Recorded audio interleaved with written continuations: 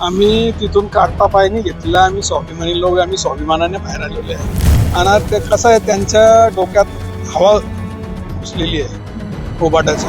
आम्ही जेव्हा जेव्हा बैठकीसाठी स्वतः पुढाकार घेतला, महाविकास आघाडी व्हावी ही आमची मनापासून इच्छा होती. दरवेळेस आम्ही स्वतःहून त्यांच्या भेटीला गेलो, त्यांचा सन्मान राखला. त्यांनी जेव्हा जेव्हा आम्हाला सांगितलं जमत नाही, आम्ही पुढच्या तारखा घेतल्या. पण तारीख पे तारीख असं नाही चालत ना. सन्मानजनकच जागा आम्ही घेऊ, आणि त्या भेटत नाही तर आता आम्ही फार काळ त्यांची वाट पाहणार नाहीये. आम्ही आमच्या तयारीला लागलेलो आहे. आणि एकदा राखी आम्ही नवरदेव घोड्यावर बसून दिले तर आमचे नवरदेव परत काही मागे येणार नाही. जे आमचे स्टँडिंग नगरसेवक आहेत, आता हल्ली जे निवडून आलेले होते आणि त्याच जागा ते मागत होते, मग आम्ही कसं देणार? या सर्व गोष्टींचा विचार न करता माझाच कार्यकर्ता, माझ्याच पक्षाचा कार्यकर्ता, माझाच नेता, अशा पद्धतीचं जे हेकडेपणाचं धोरण होतं, एकल निर्णय घेण्याचं जे धोरण होतं, याला आमचा विरोध होता. जळगाव शहर महानगरपालिकेची सार्वत्रिक निवडणूक जाहीर झालेली आहे आणि सर्वच राजकीय पक्षांनी आता जोरदार तयारी सुरू केलेली आहे. प्रत्येक पक्ष इच्छुकांच्या मुलाखती घेत आहेत. विशेष म्हणजे आता सत्ताधारी आणि विरोधक दोन्ही बाजूचे पक्ष जे आहेत ते ही निवडणूक युतीच्या माध्यमातून लढायची की स्वबळावर लढायची या दृष्टीने देखील चाचपणी करताना दिसत आहेत. सर्वात महत्वाची बाब म्हणजे जळगावात महाविकास आघाडीमध्ये बिघाडी झाल्याचं चित्र आहे. कारण जागा वाटपासंदर्भातली शिवसेना ठाकरे गट आणि राष्ट्रवादी काँग्रेस शरद पवार गटाची जी बैठक होती, ही बैठक निष्फळ ठरलेली आहे. या बैठकीमध्ये जागा वाटपाच्या मुद्द्यावरून दोन्ही पक्षांमध्ये खडाजंगी झाल्याचं पाहायला मिळालं. आणि एकूणच या बैठकीमध्ये नेमका कोणता मुद्दा होता जो वादाचा ठरला, जागा वाटपासंदर्भात काय एकमत होऊ शकलं नाही, या विषयावर बोलण्यासाठी आपल्यासोबत शरद पवार गटाचे काही नेते आहेत. आपण त्यांच्यासोबत बोलूया. आपल्यासोबत जळगाव शहर महानगराध्यक्ष एजाज मलिक आहेत. आपण सुरुवातीला त्यांना विचारूया. मलिक साहेब, काय सांगाल, जी तुमची जागा वाटपाची बैठक होती ती निष्फळ ठरली, त्यात राष्ट्रवादीने काढता पाय घेतला, नेमकं काय कारण होतं, काय त्या ठिकाणी चर्चा झाली? आम्ही तिथून काढता पाय नाही घेतलेला. आम्ही स्वाभिमानी लोक, आम्ही स्वाभिमानाने बाहेर आलेले आहे. कारण की काल आमची 1.5 ते 2 तास चर्चा झाली. तिथे ओव्हरलॅपिंग होत होता. आम्हाला 1 नंबर, 2 नंबर, 4, 5, 6, 8, 10, 13, 14, 17 हे प्रभाग आम्हाला हवे होते. ते त्याच्यावर ओव्हरलॅप होत होता. आणि ते कसं आहे, त्यांच्या डोक्यात हवा घुसलेली आहे उबाटाच्या. आता आमच्या जवळपास 200 लोकांनी फॉर्म घेऊन घेतलेले आमच्याकडून. आम्ही स्वबळावर लावून आमचे नेतेही सांगितले की आम्ही 75ची तयारी सुरू आहे आमची. आम्ही 75 जागा उभी करू. आता जे आपल्या महानगरपालिकेच्या 75 जागा आहेत, तुम्ही म्हणताय की आमच्याकडे 200 इच्छुकांनी अर्ज दाखल केलेले आहेत, याची सारी माहिती तुम्ही ठाकरे गटाला दिलेली होती का आधी? नाही, आता तो आमची जे बोलणी झाली ते एका बंद द्वारमध्ये झालेली आहे. आम्ही सर्व म्हणजे चर्चा झालेली आहे ना, चर्चा झालेली आहे, म्हणूनच तो आघाडी म्हणजे बिघाडी झालेली आहे.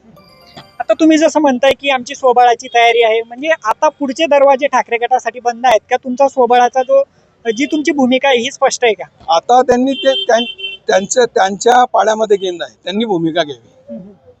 आमच्याकडून तो जे आमच्या जागावर दावा आहे ते आम्ही सोडणार नाही. त्यांच्या पाड्यात गेंद आहे, त्यांनी निर्णय घ्यावा. पण एकंदरीत एक चित्र असं आहे, जर आपण राजकीय पक्षांचा जर ताकदीचा विचार केला तर मागच्या सभागृहामध्ये राष्ट्रवादीचा मग एक संघ राष्ट्रवादी असेल किंवा त्यावेळीची एक संघ शिवसेना असेल, शिवसेनेचे 15 नगरसेवक त्या ठिकाणी होते, राष्ट्रवादीचा एकही नगरसेवक सभागृहात नव्हता. ही जर आपण राजकीय पार्श्वभूमी लक्षात घेतली तर ठाकरे गटाचा दावा कुठेतरी बरोबर होता. तुम्ही एक पाऊल मागे घ्यायला पाहिजे होतं असं देखील तिकडच्या लोकांचं म्हणणं आहे. त्या संदर्भात काही चर्चा गाडी पुढे सरकू शकते का? आम्ही फक्त 32 जागा त्यांच्याकडून मागत होते. जे उरलेली जागा आहे तेच घेणार होते. 45 जवळपास 45 ते 42 जागा. आम्ही एक पाऊल मागे घेतलेला होता. आम्ही 32 वरून 26 वर आलेलो होतो, असं आहे. आणि आमची शून्य जागा असं सांगता येणार नाही, कारण की विधानसभेची जागा आमची होती, लोकसभेची जागा आमची होती. आमचे मोरे काका निवडून आले होते राष्ट्रवादीकडून. हे जागा 2003 मध्ये विधानसभेची जागा आमची होती. आमचे आमदार झालेले होते इकडनं. 2003 मध्ये आमचा इतिहास जे काही असं काही मामुली नाही, मजबूत आहे. 2003 मध्ये आमची सत्ता होती, राष्ट्रवादीची सत्ता होती. 2008 मध्ये आमचे 16 नगरसेवक होते. आणि मागच्या वेळी काही दुर्दैवी झाले असेल तर त्याच्यामध्ये 0 झालेले आहे. मागच्या वेळी आमचा जे उमेदवार होता अभिषेक पाटील त्याला 48,000 मत पडलेली होती आणि आता उबाटांनी जे आम्ही जे जागा सोडली त्यांना त्यांच्या उमेदवारांनी किती मतं घेतली हो? 63,000 घेतलेली फक्त 15,000 मतं त्यांची. 48 ते 50,000 तो मत आमचीच आहे.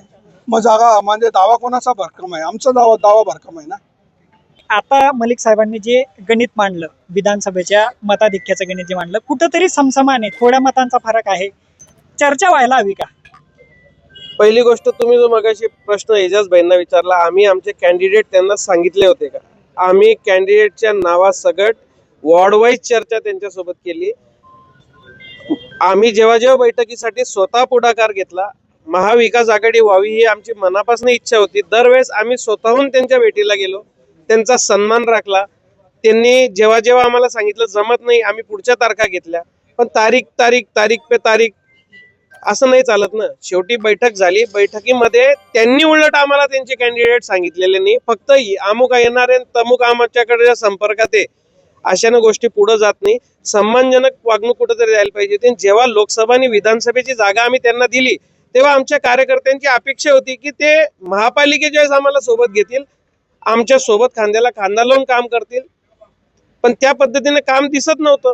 त्यांच्या डोक्यात हवा घुसलेली आहे आणि त्यांचे जे संपर्क प्रमुख आहे आदरणीय सावंत साहेब बऱ्याच दिवसानंतर ब्रेक नंतर जळगाव जिल्ह्याच्या दौऱ्यावर आले, कारण की मध्यंतरी राऊत साहेबांची तब्येत खराब असल्यामुळे ते बऱ्याच काळ मुंबईतच अडकलेले होते.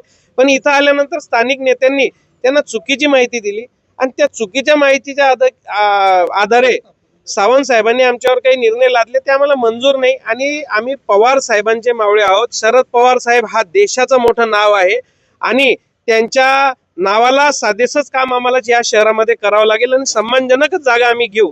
आणि त्या भेटत नाही तर आता आम्ही फार काळ त्यांची वाट पाहणार नाहीये. आम्ही आमच्या तयारीला लागलेलो आहे आणि एकदा राखी आम्ही नवरदेव घोड्यावर बसून दिले तर आमचे नवरदेव परत काही मागे येणार नाही. आपण बघू शकतो, सन्मानजनक जागा जर मिळाल्या नाही तर स्वबळाच्या दिशेने देखील शरद पवार गटाची तयारी असल्याचं दिसतंय. आपल्यासोबत माजी महानगर अध्यक्ष अशोक लाडबंजारी देखील आहेत. दादा, आता जर तुम्हाला भाजप असेल, शिवसेना, शिंदे गट असेल, प्रबळ पक्ष आहेत, सत्ताधारी पक्ष आहेत, त्यांना जर फाईट द्यायची असेल तर महाविकास आघाडी एक समन्वय ठेवावा लागणार आहे. तर एकूणच जे काही वातावरण दिसतंय, काय अपेक्षा आहे तुमची? आमच्याजवळ पवार साहेबाचं मोठं नाव आहे आमच्याजवळ आणि उभाटाचा विषय राहिला.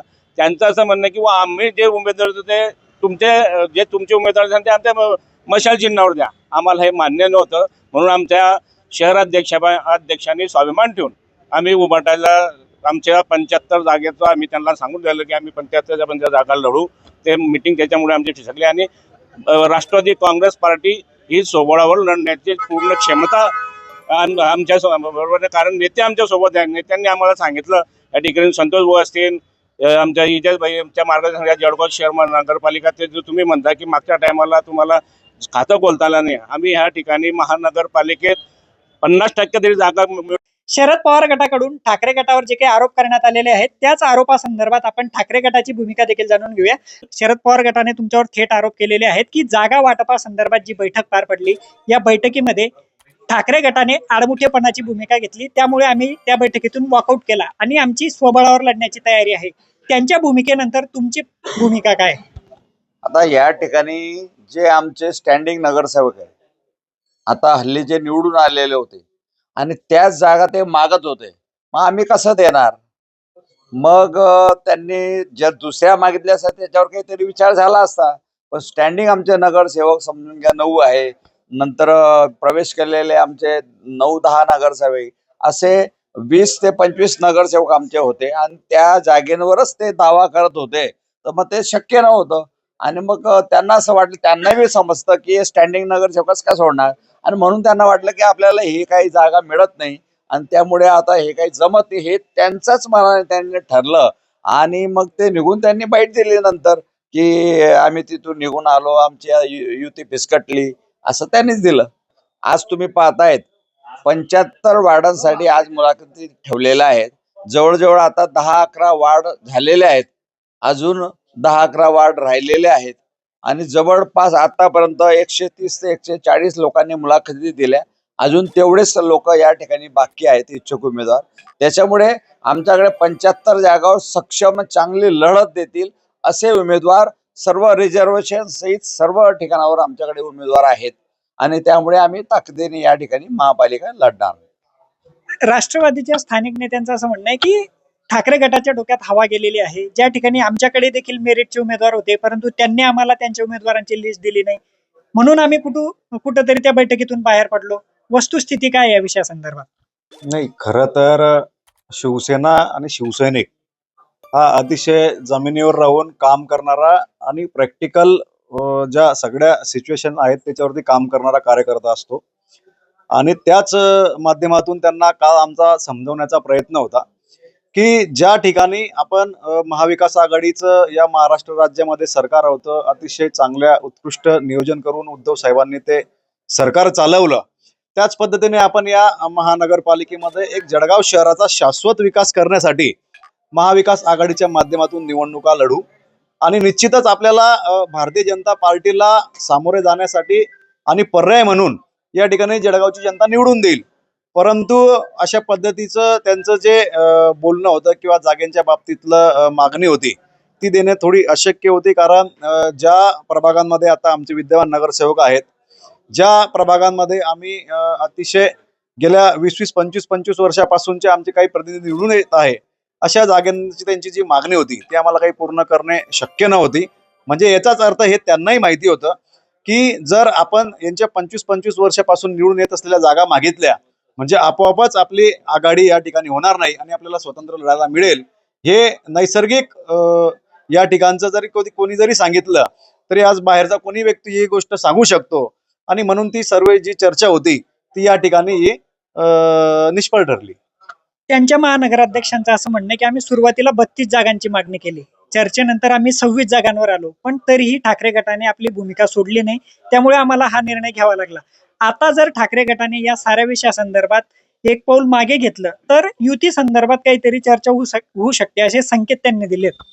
निश्चित आपल्या माध्यमातून आम्ही तर खुलं, हे सर्व मंचच खुलं आहे. खरं तर जागेंच्या संदर्भातला हा तिढा नव्हताच. कोणी 20 लढाव्या, कोणी 30 लढाव्या, कोणी 25 लढाव्या. प्रमुख मुद्दा महाविकास आघाडीचा हा होता की आपण सर्व समविचारी पक्ष येऊन जर ही निवडणूक लढत आहोत आणि आपल्या समोर भारतीय जनता पार्टीला या ठिकाणी सामोरं जायचं आहे. जी भारतीय जनता पार्टी अतिशय पैशांचा, यंत्रणांचा, सामुग्रींचा, त्यांच्या सर्व गोष्टींचा अतिवापर करून त्या ठिकाणी निवडणुका लढत असते, त्यांना जर आपल्याला सामोरं जायचं असेल तर आपल्याला सर्वांना एक नियोजन करावं लागेल. आणि त्या ठिकाणी नियोजन करत असताना निवडून येणारे क्षमतेचा उमेदवार हा आमचा पहिला अजेंडा होता. मग तो राष्ट्रवादीचा असो, काँग्रेसचा असो, शिवसेनेचा असो, तिघी पक्षांमधला किंवा अजून कुठल्या समविचारी पक्षाचा असो, जो निवडून येण्याची क्षमता असेल, ज्याचं जनसंपर्क दांडगा असेल, त्याचं विजन वार्डाच्या विकासाचं अतिशय चांगलं असेल, अशा उमेदवाराला आपण पहिले त्या ठिकाणी संधी देऊ.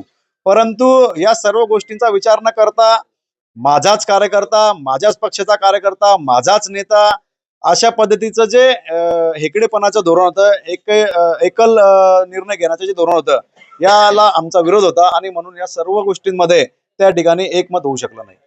जागा वाटपाच्या बैठकीमध्ये जी खडाजंगी झाली त्यानंतर ठाकरे गटाने देखील आपली भूमिका स्पष्ट केलेली आहे. ज्या जागांवर सक्षम उमेदवार, निवडून येण्याची क्षमता असलेले उमेदवार असतील त्या जागा ठाकरे गट सोडायला तयार नाही. त्यामुळे राष्ट्रवादी काँग्रेस, शरद पवार गट आणि शिवसेना ठाकरे गट या दोन्ही पक्षांमधली आता जागा वाटपासंदर्भातली जी भूमिका आहे ती कोणत्या दिशेने जाते, पुन्हा एकदा चर्चेच्या फेऱ्या सुरू होतात का, हे पाहणं तितकंच महत्वाचं असणार आहे. मी प्रशांत बदाने, लोकमत.com, जळगाव.